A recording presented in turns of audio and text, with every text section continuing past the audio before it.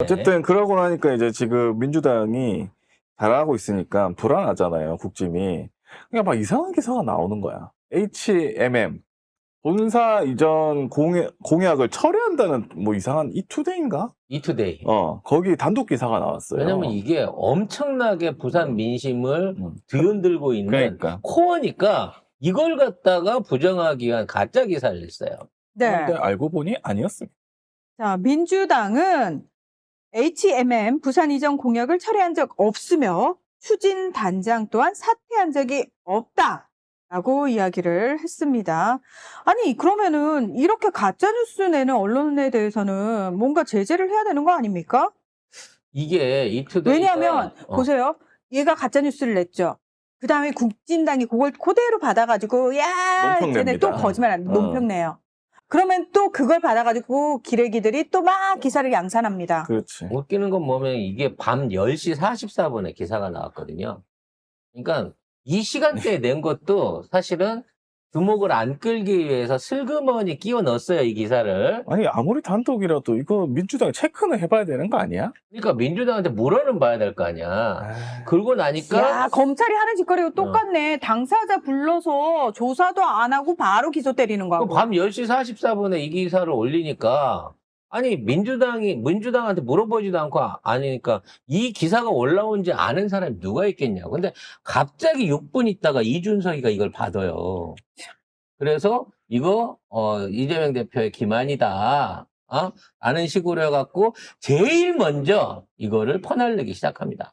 아니, 그러니까 저는 이거 진짜 내버려두면 안 된다고 생각해요. 있다고 짓거리 하는 게 이미 한두 번이 아니고 우리가 계속 얘기하듯이 저쪽 애들은 지난 수십 년간 하던 짓거리 지금도 계속 하고 있단 말이에요. 이 고리를 이번 참에 제대로 끊어놓지 않으면은. 그래서 얘네들 기사의 요지는 이 추진을 못하게 돼가지고 전정권 단장이 물러났다. 추진단장이 물러났다. 노조위원장이 물러났다라고까지 거짓된 팩트를 가지고 기사를 써낸 거예요. 그래서 나중에 민주당이 2시간 정도 있다가 확인을 했고 여기에 대해서 항의를 했고 고소고발을 하겠다고 하니까 이걸 바꿨어요. 기사를. 뭐라고 바꿨냐면 이거를 철회한 게 아니라 갈등 중이다. 그리고 이분이 그만둔 게 아니라 그만두려고 고려 중이다라도 바꿨어. 그러니까 가짜 기사를 내놓고 거기에 대해서 민주당이 지적을 하니까 이거를 갖다가 안 없애고 이거를 계속 이어갈 수 있는. 현재 추진에 대해서 갈등 중이다, 내부에서. 그리고 그만두려고 생각하고 있다. 그래서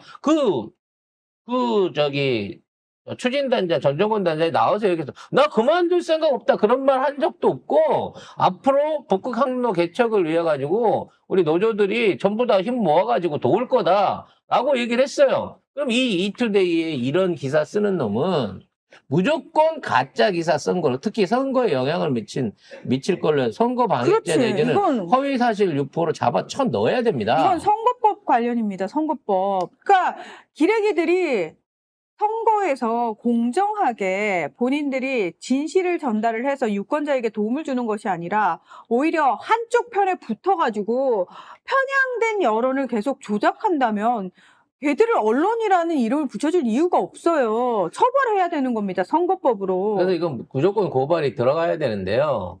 근데 캡틴 코리아랑 같이 가짜 기사 써내가지고 캡틴 아메리카겠지. 캡틴 코리아. 캡틴 아메리카 짝퉁 있잖아. 그 옷을 입은. 옷을 입은, 그게 지가 캡틴 코리아라고 하는 거야.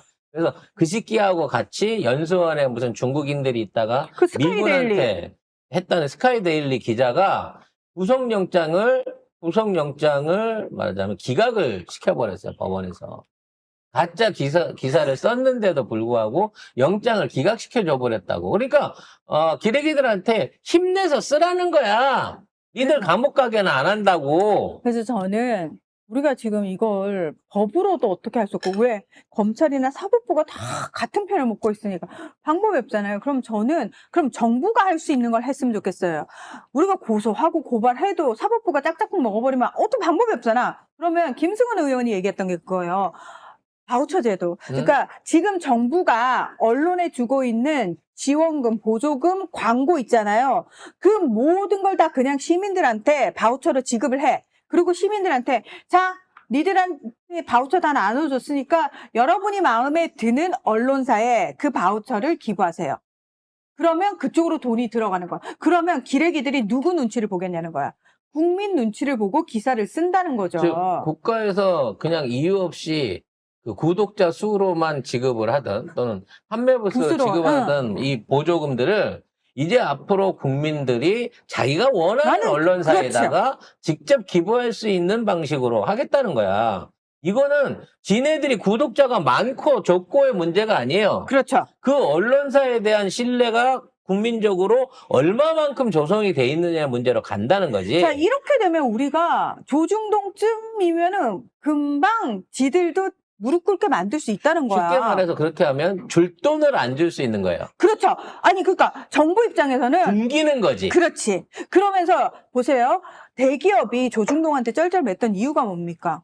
얘들이 여론이랍시고 만들어가지고 정부를 흔들어대고 정부로부터 엄청나게 돈 뜯어내고 대기업도 그래서 눈치 본 거 아니에요. 근데 만약에 국민들한테 바우처를 지급해가지고 국민들이 내가 마음에 드는 언론사 이러면서 딱 해버리면은 조중동에 돈을 낼 그 바우처를 기부할 사람이 몇 명이나 되겠냐는 거예요. 물론 이직들은 하겠지. 하겠죠. 근데 민주 시민들이 훨씬 더 이길 수 있다는 거예요. 그걸 훨씬 더 잘하니까. 그리고 자, 알게 되는 거예요. 아, 진짜 언론에 민감해서 언론을 비난하고 있는 사람들은 우리가 생각하는 것보다 훨씬 조중동에 적대적이구나라고 하는 거를 바우처 제도로 인기 투표로 알 수 있는 거죠. 자, 그렇게 되면 대기업이 이제는 우리가 조중동 눈치만 볼 필요 없는데 이렇게 된다는 TV에 겁니다. 기부해 주신대. 아, 너무 좋아. 인터넷 언론도 꼭 했으면 좋겠다. 근데 여기서 더 나가야 될 게 있어요. 그거는 줄 돈을 안 주는 겁니다. 밥을 굶기는 거고, 이런 잘못된 기사를 써내는 애들한테는 징벌적 배상금을 받아야 돼요. 그렇죠. 그걸 우리가 법으로 만들 때 그거 지난번에 추진했다가 반대 누가 했죠? 일정이가 있잖아. 울면서 이거 하시면 안 돼요! 라고 울면서 밀정이가 반환했으니까 이번엔 밀정이한테 이 법안을 발의를 해보라고 시킵시다. 자, 아니 도미아님이 아니 그냥 가짜뉴스 손배를 2000% 하면 되는데 무슨 바우처 이렇게 얘기하시는데 그렇게 단순하게 볼 문제가 아니라니까요.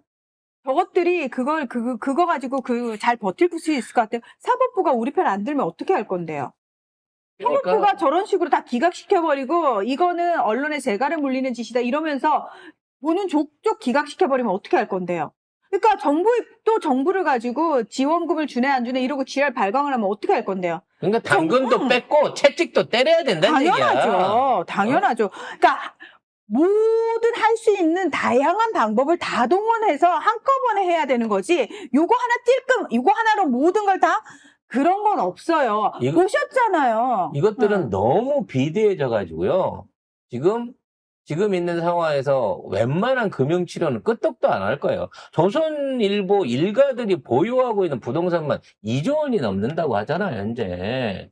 그런 애들이, 뭐 몇백억 보조금, 그거 갖고 당장에 숨 넘어가진 않아. 하지만 지네들이 가지고 있는 가장 큰 권력은 얘네들 부동산이나 돈이 아니에요.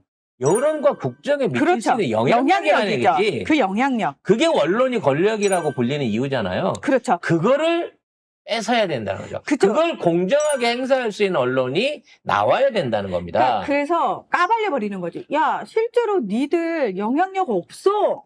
라는 걸 모든 수단과 방법을 다 동원해가지고 까발려 버려야 된다는 겁니다. 더 이상 그들이 권력질을 못하게.